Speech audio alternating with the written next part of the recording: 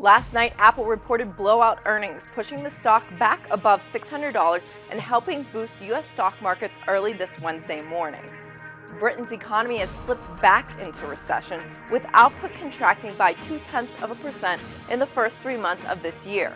I'm Lindsay Bell, and the morning call starts right now.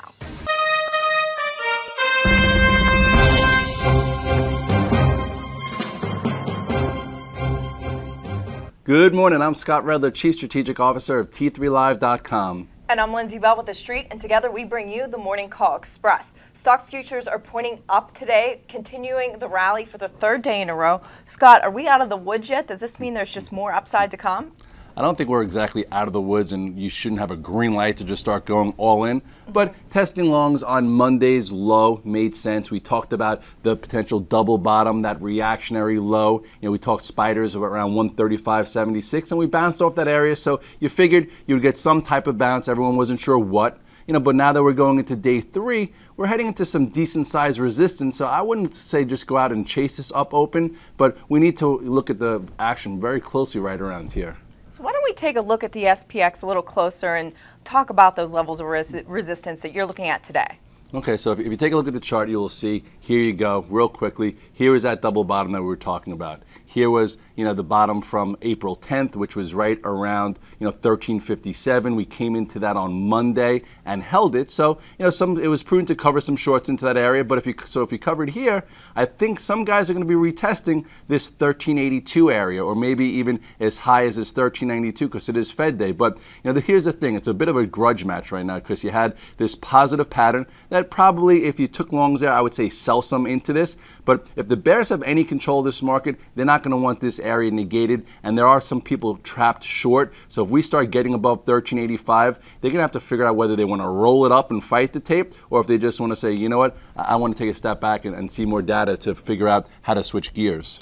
One bright spot this morning in the market is Apple. The stock's up, I think, 9% so far in early morning trading. They had a blowout quarter last night. iPad and iPhone sales were much better than expected. What do you do with the stock with this big trade up? Well, it all depends on your time frame. Macro investors, we talked about staying the course, that if you're in it long term, just sit tight. It was also prudent to have hedges, but big deal. So if it muted some of your gains, at least you're still in the stock. There's been something for everyone here. Even for the shorts. But any short that stayed short Apple after a 10% move in off the highs deserves to be punished today. But with this move, if you look at the chart, you just can't go out and buy Apple at 610 today because it's opening up right back at resistance. It has to be calculated. This was your calculated short. We pulled in all the way down to the support that we talked about yesterday. And everyone traded it differently into earnings, so hopefully you had a plan. But right now, right around this, 615 to 620. I do think it's going to have some problems here. People who maybe were caught in this down move and were shaken, they might just say, I'm going to sell some up here. So I would just avoid it and let a setup happen for a few days. If you're an investor, congratulations, stay the course. I still think we see north 700 this year. As a trader, take a step back or just, trade a level versus a level. Yesterday, two areas that we saw strengthen were industrials and transportations, which isn't surprising. We did hear good news out of 3M yesterday, saying that industrials was one of their strongest businesses. Yeah, well, yesterday was actually a little complicated for me. I was a little lost because a lot of my stocks were breaking down while some of the other ones had strength, and that just shows you that sector rotation happens. If you look here at Triple M, stock looks okay. It didn't break through, the highs here, but it's above the moving averages and it's acting pretty well. Yesterday, guys were talking about the OAHs. OAHs also that has been lagging started to turn up with stocks like Schlumberger, Halliburton. So, there is some stocks working. It's been a very have and have not environment. So just pay attention to where the stock you own is going into earnings to see if it ran or it's not really pricing in much. We got all the numbers from the Big Four oil services yesterday that completed that. But Baker Hughes, they did well yesterday because they beat low expectations. One name that Stephanie Link at Action Alerts Plus likes right now is Schlumberger. I think she was buying it earlier in the week. But they're a market leader in this class. They're seeing international margin expansion. So this could be a longer term play, especially given how beaten up